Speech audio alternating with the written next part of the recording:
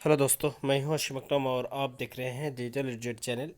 जी हाँ दोस्तों, अभी तो शुरू हो रहा है आपका एग्ज़ाम। 24 मार्च से जो है एग्ज़ाम शुरू हो गए हैं। तो आज हम 10th क्लास के जो मैथमेटिक्स इंपॉर्टेंट क्वेश्चन आपको बताए थे और बोले थे कि यही सब क्वेश्चन आएंगे। तो इसमें जो है काफ़ी स्टूडेंट हमको रिक्वेस्ट किया और हम शुरू में कमेंट भी किए थे कि आप लोग को जो है इसका आंसर सीट देंगे।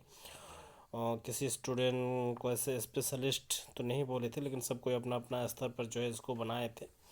तो हम एक स्टूडेंट का कॉपी लेकर इसको हम पिक करके आपको दे रहे हैं। तो ज़रूर इस वीडियो को लास्ट तक देखिएगा। हालांकि हो सकता है कोई कोई क्वेश्चन ऐसे आपको धुंधला लगेगा, लेकिन यहाँ पे कट क्लियर बना के दिए हैं।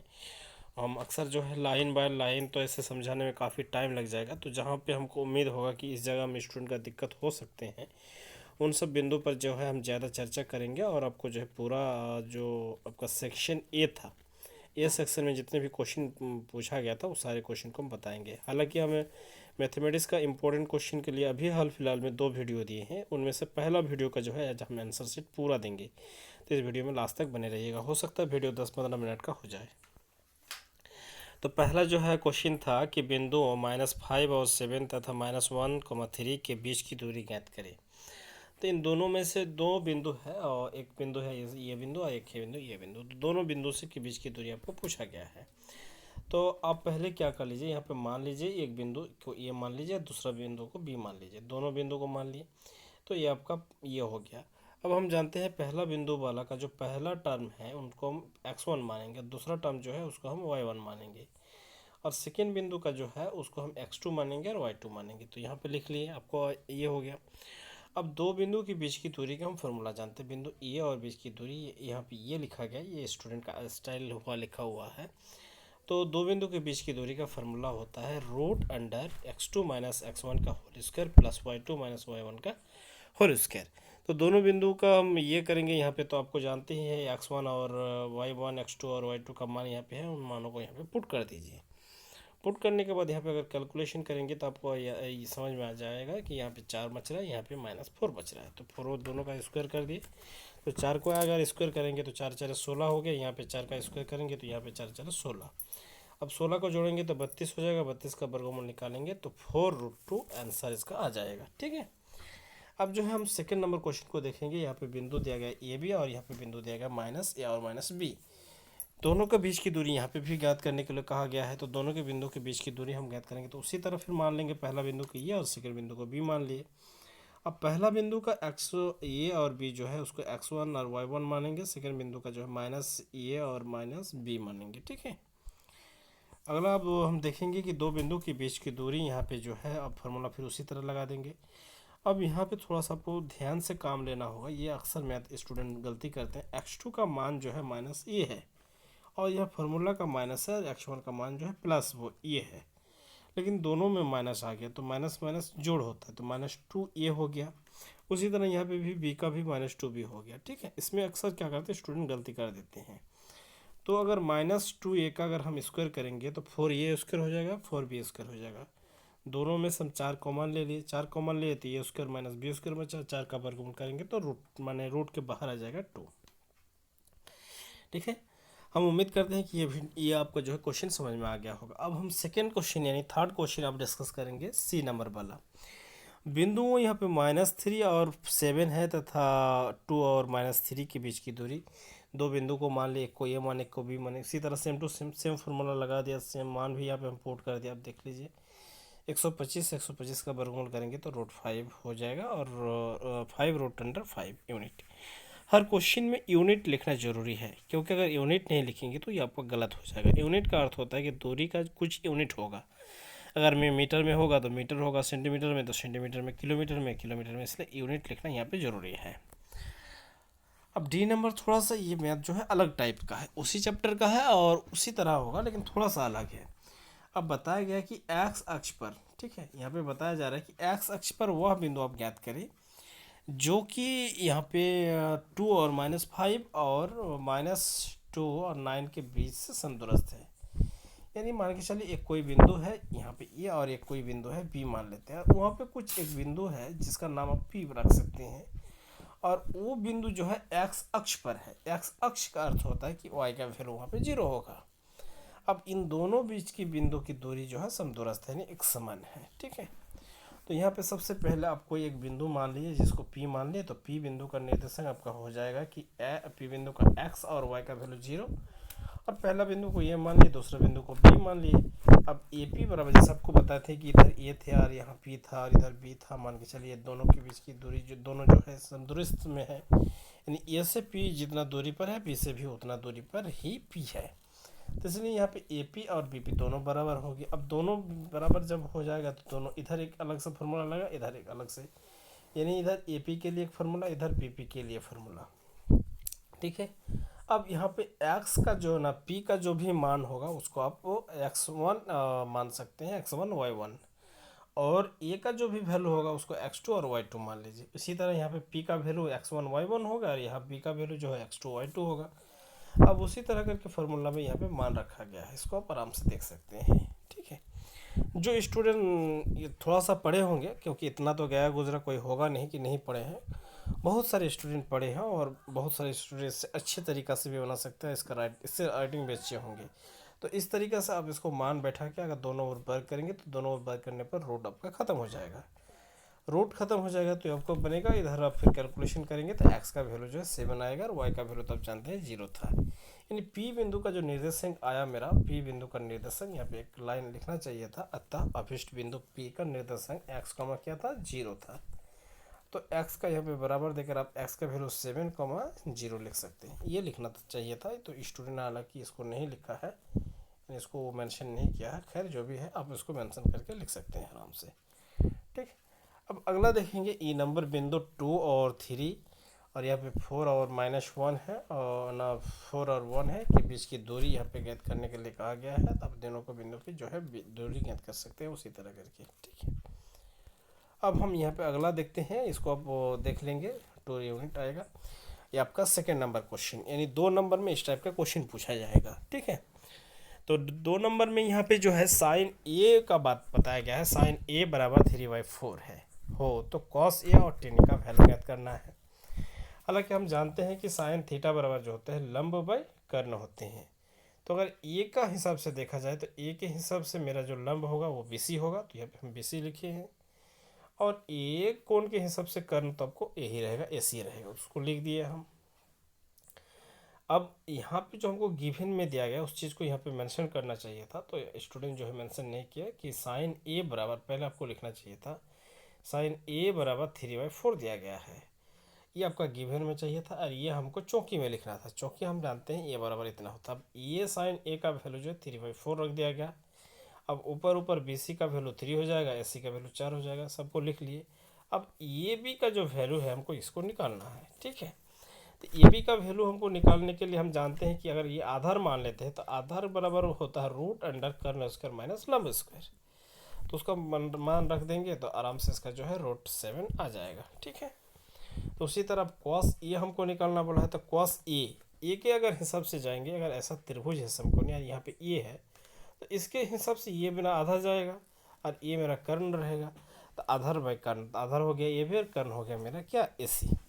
तो अभी तो आधार का मान हम निकाले √7, रूट अंडर 7, और कर्ण का मान तो 4 था। अब tan a का फॉर्मूला उसी तरह होगा कि लंब बाई आधार जाएगा, तो लंब मेरा हो जाएगा, ये वाला था लंब आपको इस कोण के हिसाब से। ठीक है, जिस कोण के रिस्पेक्ट में करना है उस कोण को आपको बढ़िया से समझना होगा। तो इस कोण के अगर रिस्पेक्ट में करेंगे, अगर ए लिखा होगा तो इसके रिस्पेक्ट में ए वाला मेरा परसेंट जो है लंब हो जाएगा, तो लंब मेरा BC होगा, AC मेरा क्या हो गया, ये भी मेरा आपका जो है आधार हो गया, इसमें हम इसका वैल्यू रख दिए तो ये बन गया। उम्मीद करते हैं कि ये वीडियो आपको जो है समझ में आ रहा होगा। ज़रूर आप लोग कमेंट कीजिए, और इसी तरह अगर वीडियो और चाहिए तो ज़रूर आप हमको कमेंट करके बोल देंगे, तो उसमें हमारा उत्साह भी ज़्यादा ये होगा, और उसके लिए हम थोड़ा सा तत्पर और हो जाएंगे कि आप लोग को जो है साइंस का भी इसी तरह वीडियो हमको देना होगा। ठीक है, अब देखेंगे हम नेक्स्ट क्वेश्चन को। यदि 15 कट है, यहाँ पे सॉरी इसको थोड़ा सा स्पेलिंग ये कर दिया, यहाँ पे कट होना चाहिए था, कट A बराबर 8 हो तो कॉस A और कॉसेक A का मान ज्ञात करना है।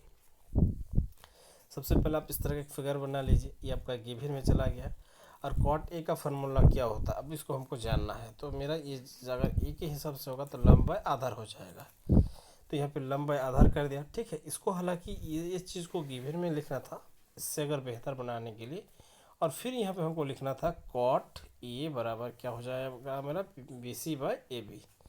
ठीक है, अब कॉट ए का वैल्यू फिर हमको जो है 8/15 यहाँ पे लिखना था, उसके बाद फिर BC का वैल्यू और AB का वैल्यू निकलना था।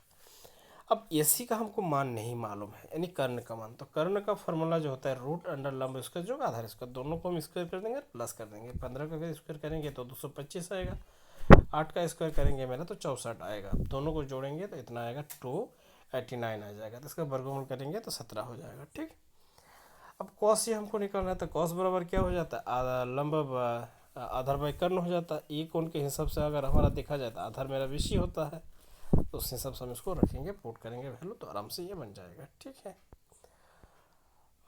इस कोण लंब बाई यानी आधार बाई लंब बाई कर्ण, और एक होता है आधार बाई कर्ण, तो ये भी बाई यहाँ पे होना चाहिए था। तो ये भी तो का वैल्यू 15/17 होना था। उसी तरह यहाँ पे सेक का भी निकालना था, शायद सेक का नहीं निकाले गए हैं। हालांकि ये हमको थोड़ा सा ये लग रहा है कि यहाँ पे आपका जो है 15 होना चाहिए था, यानी AB इसका जो है आधार होना था, आधार बाई कर्ण होता है, तो AB/AC होना था, यानी 15/17 होना था। और उसी तरह का सेक ए का हम निकालेंगे, तो सेक ए का आपका चला जाएगा AC और बाई AB, यानी 17 ऊपर आ जाएगा, नीचे 15 आ जाएगा। ठीक, उसी तरह नेक्स्ट क्वेश्चन अगर देखेंगे हम, साइन A बराबर 3/5 है मेरा, तो हमको कॉट ए और सेक ए ज्ञात करना है। ठीक है, तो उसी तरह इस विधि से आप आराम से इसको देख लेंगे, आराम से निकाल लेंगे। उसी तरह कॉस ए बराबर मेरा कितना 8/15 है, साइन ए और सेक ए का मान ज्ञात करना है, सेम टू सेम उसी तरह निकल जाएगा। अब हम देखेंगे 3 नंबर क्वेश्चन में मान ज्ञात कीजिए। यहाँ पे हमको मान ज्ञात करना है। ठीक है, तो यहाँ पे हम देखेंगे तो 2 रख दिया, 45 डिग्री का मान 1 होता है, उसका स्क्वायर कर दिए, और कॉस 30 डिग्री का मान होता है √3/2 और उसका स्क्वायर कर दिया, और साइन 60 डिग्री का मान होता है √3/2 उसका भी स्क्वायर कर दिए। अब दोनों का स्क्वायर करके उसको काट दिया, तो बचा क्या मेरा 2 बच गया। अब sine 60 degree into cos 30 degree plus sine 30 degree into cos 60 degree, इन दोनों को है।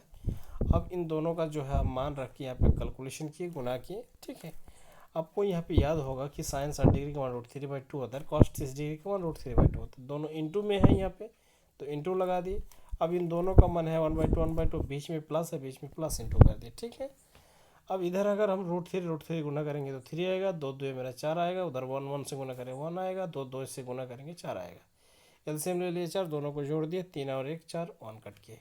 ठीक, इसी तरह अगर आप 3 नंबर देखेंगे तो ये भी आपको समझ में आ जाएगा। ये आपका इंटू में 2 है, 2 रख दिया, साइन 30 डिग्री का 1/2 और कॉस 30 डिग्री का ये आपका √3/2 है। यहाँ 2 2 कट गया तो ऊपर में बचा √3, नीचे बचा 2, तो ये आपको लिख लिए। ठीक है, ये मैं थोड़ा सा अलग टाइप का है। यदि 10a + b का जो है मान √3 दिया गया है और 10a - b का वैल्यू जो है 1/√3 दिया गया है, तो ये थोड़ा सा अलग रहेगा। इसको देख लेते हैं। 10a + x को रख दिए। अब √3 जो है 10 60 डिग्री का मान होता है। नीचे नेक्स्ट लाइन में हम लोग लिखे, इधर वाला यही चीज़ लिखे, लेकिन √3 का वैल्यू जो होता है 10 60 डिग्री का वैल्यू √3 होता है, 10 60 डिग्री लिख दिए, इसको इक्वेशन 1 1 के छोड़ दिए। ठीक, उसी तरह माइनस वाला को भी लिखिए। माइनस वाला का यहाँ पे 10 30 डिग्री, यहाँ पे सॉरी 10 का इस्तेमाल करना चाहिए था, 10 30 डिग्री। अब इसको जो है इक्वेशन 2 बनाना था हमको। ठीक, तो सभी क्वेश्चन जो है सभी समीकरण 1 को और 2 को हम अगर जोड़े तो दोनों को जोड़ने पर ये आता है, और मेरा जो है बीच वाला पर्सन कट जा रहा है, और बीच वाला पर्सन कटने के कारण मेरा यहाँ जोड़ेंगे तो 2 आ जा रहा है। 2 आके यहाँ पे मेरा कितना हो रहा है 10 90 डिग्री हो रहा है। हालांकि यहाँ पे थोड़ा सा ये किया गया इसको, यानी अच्छा यहाँ पे थोड़ा सा और एक लाइन हमको यहाँ पे कुछ करना चाहिए था। जैसे ये वाला आपका लाइन है, इस लाइन में हमको 10 और 10 ये कट के यहाँ पे लिखना चाहिए था a + b = 60। ठीक, और नीचे वाला जो लाइन है इधर तो आपको 10 एक बार बैठाना था, और एक लाइन लिख के इसको 10 10 को काट के ये -b = 30 डिग्री लिखना था। 2 लाइन यहाँ पे मिसिंग किया गया, यानी डायरेक्टली यहाँ पे जो 10 लिखा गया ये नहीं, ये भी नहीं आपको आना चाहिए था। a + b और ये -b बराबर इधर 60 आना था, इधर 30 आना था, तब जाके जो है इसका मान निकालने में सुविधा होती है हमको। ठीक है, तो आशा करते हैं कि आप अपने स्तर पर बना लेंगे। यहाँ पे आपको इसको सिद्ध करना है। सीध करें कि cos 38 degree into cos 52 degree minus sine 38 degree into sine 52 degree equal to 0 है। इसको आपको प्रूव करना है। तो LHS ले लीजिए, इधर LHS ले लिया, किसी एक को हम जो है साइन और इसके इसमें कन्वर्ट कर दिए। अब इसको कन्वर्ट करने गए तो हम लोग यहाँ पे बन गया मेरा cos 90 डिग्री माइनस थीटा बराबर यहाँ पे साइन 52 डिग्री आ जाएगा, और यहाँ पे भी साइन 38 डिग्री। तो हालांकि इसको पहले लिखा गया, इसको बाद में लिखा गया, क्योंकि इधर वाला जो है प्रश्न को ठीक करने के लिए। हालांकि यहाँ पे और एक लाइन अगर आप बढ़ा दीजिएगा तो बेहतर होगा, बढ़ा दीजिएगा। पहले सबसे पहले यहाँ पे लिखिएगा cos 90 डिग्री माइनस थीटा बराबर साइन, यानी साइन में चला जाएगा 52 डिग्री, और फिर यहाँ पे आप लिखिएगा cos 38 डिग्री। ठीक है। अब इसको क्या कीजिए, पहले लिखे 38, क्योंकि गुणा में है तो आप आराम से इधर उधर कर सकते हैं। अब पूरा पूरा ये हिस्सा कट जाएगा, आपका बन जाएगा। उसी तरह ये भी आपका क्वेश्चन है, ये आपको देख लीजिएगा आराम से। हम उम्मीद करेंगे कि ये सब क्वेश्चन आपको समझ में आ जाएगा। यहाँ पे भी सिद्ध करने के लिए दिया गया, और सब में क्या है, यहाँ इंटू में है, यहाँ भी इंटू में है, ये भी इंटू में, प्लस नहीं बनेगा, ये 10 लिखा गया है। ठीक है, ये 10 है, प्लस नहीं है कहीं पे, इंटू में लिखा गया है। तो अगर हम दिमाग लगा के थोड़ा सा देखेंगे तो ये आपका कंजुगेट है, यानी दोनों को जोड़ेंगे तो आपको 90 होगा। ये उसका पूरक है, दोनों को जोड़ेंगे तो 90 हो जाएगा। इसका अर्थ हो रहा है हमको इसको चेंज करना है तो इसको नहीं चेंज करना है, अगर इसको हमको चेंज करना है तो इसको नहीं चेंज करना है, यानी पहला वाला दो टर्म को हम चेंज कर देंगे। तो पहला वाला दो टर्म को चेंज कर दिए तो कॉट आ गया। अब कॉट मतलब फार्मूला होता है 1/10, 1/10 की, तो ये 10 42 डिग्री, ये 10 42 डिग्री कट गया, ये 10 67 डिग्री, ये 10 67 डिग्री कट गया। अब बचा क्या मेरा 1 को इंटू करे तो 1, ये हमारा प्रूव्ड हो गया। तो उसी तरह ये भी आपका क्वेश्चन है, वही भी प्रूफ हो जाएगा। यहाँ से 5 नंबर वाला क्वेश्चन होता है। 7 सेंटीमीटर तिरछा तथा 5 सेंटीमीटर ऊंचाई वाले 16 सेंटीमीटर है और आधार की वृत्तीय बैलून का आयतन ज्ञात करें। थोड़ा सा ये क्वेश्चन में हमको मिसिंग लग रहा है, कुछ चीज़ यहाँ पे मिसिंग है हमको, जहाँ तक ये हो रहा है। ठीक है, तो यहाँ पे अगर देखा जाए तो 7 सेंटीमीटर ही होगा, 7 सेंटीमीटर तिरछा और 5 सेंटीमीटर ऊंचाई वाले, और ये सब नहीं होगा, शंकु होगा या लंब वृत्तीय बेलन पूछेगा तो यही चीज़ है। ठीक है, तो लंब वृत्तीय बेलन का आयतन का फॉर्मूला होता है पाई आर स्क्वायर एच होता है। सबका मान रख के ये आपका निकल गया। हाँ, ये वाला जो है 16 ऊपर लिख दिया गया, तो यहाँ पे 16 होना चाहिए था। एक शंकु की तिरछा ऊंचाई 16 सेंटीमीटर है और आधार की तिरछा जो है 14 सेंटीमीटर। इस शंकु का वक्रोपेक्षी क्षेत्रफल ज्ञात करें। तो ये आपका निकल गया। यानी तिरछा ऊंचाई को हम एल कहते हैं, तिरछा आर है। ठीक है, तो इसका जो है वक्रोपृष्ठ क्षेत्रफल हमको जानते हैं पाई आर एल, तो पाई आर एल का फॉर्मूला रख दिए, इसके मान कैलकुलेशन करके हो गया। उसी तरह 14 सेंटीमीटर वाले अर्धगोले का वक्रोपृष्ठ क्षेत्रफल, अर्धगोला है और अर्धगोला का वक्रोपृष्ठ क्षेत्रफल कुल नहीं बताया गया। अर्ध तो 4 पाई स्क्वायर होता है, तो उसमें अगर अर्ध बोलेगा तो 2 से भगा दे देंगे तो 2 पाई आर स्क्वायर हो जाएगा। उस शंकु का आयतन ज्ञात कीजिए जिसकी तिरछा और ऊंचाई क्रमशः इतना इतना है, यानी 6 सेंटीमीटर तिरछा है, ऊंचाई आपका 8 सेंटीमीटर है। तो इसमें आयतन निकालने हमको कहा गया, तो शंकु का आयतन का फॉर्मूला होता है 1/3 पाई आर स्क्वायर एच। उसका फॉर्मूला में सारा मान रखे, ये कैलकुलेट किया, मेरा आ गया। एक शंकु की ऊंचाई 12 सेंटीमीटर है और आधार की तिरछा जो है 7 सेंटीमीटर है। इस शंकु का आयतन ज्ञात करें, ये भी आपको हो जाएगा। ठीक है, यहाँ पे एक फॉर्मूला ये काफ़ी इंपॉर्टेंट है, 6 नंबर वाला, इसको देख लीजिए। माध्य, माध्यिका तथा बहुलक के बीच संबंध, यानी 3 माध्यिका बराबर बहुलक प्लस 2 माध्य के बराबर होते हैं। ठीक है, इसमें हमको माध्य ज्ञात करना है। माध्य ज्ञात करने का बेसिक जो फार्मूला होता है, सभी एलिमेंट को जोड़ देंगे, जितना भी एलिमेंट है उन सब काउंट करके उनसे भाग देंगे। 3 एलिमेंट है, तीनों को जोड़े, 3 से भाग दे दिए। जोड़ते जोड़ते गए तो देखे कि मेरा ये कट जा रहा है, प्लस माइनस में बना बचा x, तो 3x जोड़े, 3 से भागा तो x 3 कट गया, मेरा माध्य निकल गया x। यानी इस मैथ का जो है माध्य यानी औसत बोल सकते हैं या माध्य, तो इसका x निकलेगा। यदि माध्य 60 हो और माध्यिका 50 हो तो बहुलक ज्ञात करें। हम तो आपको पहले ही बोले कि ये फार्मूला से जो है आपको बहुलक निकल जाएगा। तो इसका अगर इधर कर देंगे, यानी 2 माध्यिका माइनस 2 माध्य बराबर बहुलक, तो हो जाएगा। यानी माध्यिका को 3 से गुण कर देंगे। माध्यिका कितना है मेरा 50 है, 50 को 3 से गुना करेंगे 150 हो जाएगा। अब उसको हम जो है 60 को 2 से गुना कर देंगे तो 120 हो जाएगा। 150 से 120 घटाएंगे तो मेरा कितना बचेगा, तो वो आपका आंसर हो जाएगा। यहाँ पे हालांकि नहीं ये किया गया है, हम उम्मीद करेंगे कि ये वीडियो जो है आप पूरा इसको पब्लिश कर देंगे और हर जगह इसको फैला देंगे, क्योंकि इसमें काफ़ी इंपॉर्टेंट क्वेश्चन है, सभी क्वेश्चन एग्जाम में आएंगे। और ये आपका सेक्शन ए का था। हम नेक्स्ट वीडियो में सेक्शन बी का, सेक्शन सी का सभी क्वेश्चन हम डिस्कस करेंगे। और ये आपको काफ़ी हम टाइम नहीं देंगे, एग्ज़ाम के आगे पीछे 2-4-10 दिन के अंदर अंदर, यानी 2-4-5 दिन के अंदर अंदर ये वीडियो ये पर रहेगा आपको। और हालांकि इसको ट्रेंडिंग में लाना या रैंक में लाना, इस वीडियो को थोड़ा सा आपको आगे ले जाना आप लोग की जिम्मेदारी होंगी, क्योंकि सभी स्टूडेंट तक इसको पहुंचाना आपको है। तो इस वीडियो में यहीं तक, फिर मिलेंगे नेक्स्ट वीडियो में। थैंक यू, धन्यवाद।